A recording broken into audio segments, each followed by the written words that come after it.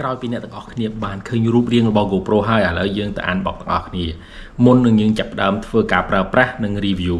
ប៉ុន្តែខ្ញុំលួចប្រើបន្តិចសិនដើម្បីដាក់ intro សម្រាប់អ្នកទាំងអស់គ្នា